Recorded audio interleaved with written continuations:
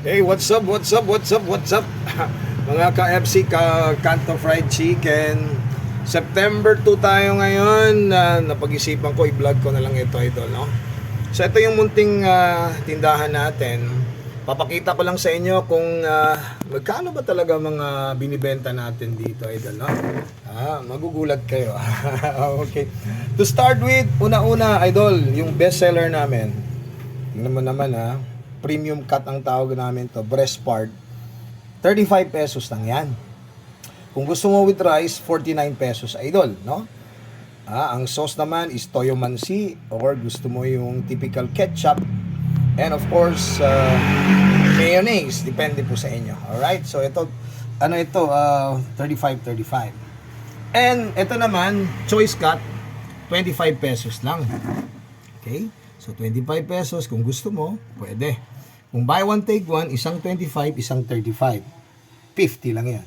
And this one, isa sa mga paborito ng mga chikiting at saka ng mga nanay, the famous crispy chicharon, 20 pesos per, sabi nga nila, per 50 grams. And, lahat 30, 25. Magugulat kayo, idol. Next, ito, nuggets, idol. Nuggets, tingnan nyo.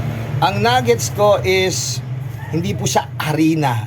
Tingnan niyo, this is pure breast part, idol, sa halagang 12 pesos lang. So murang-murang binibenta ko ito. Imagine mo, 12 pesos. Saan ka makakita ng nuggets na breast part o laman? Sa Bisaya pa unod, nga 12 pesos lang.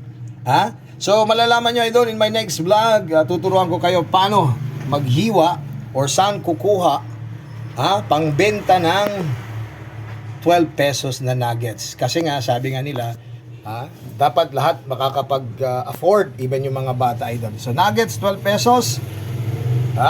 Please subscribe my YouTube channel. Next time, sabihin ko sa inyo kung saan kinukuha or paano ang mga cuttings ng 12 pesos.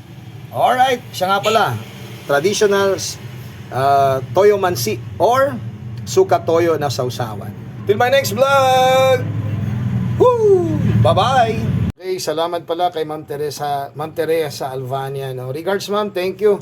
So, combo na po ito, mga idol, with rice, 49 pesos lang. Pero kung gusto niyo magbigay ng 50, alright, so 50 na siya.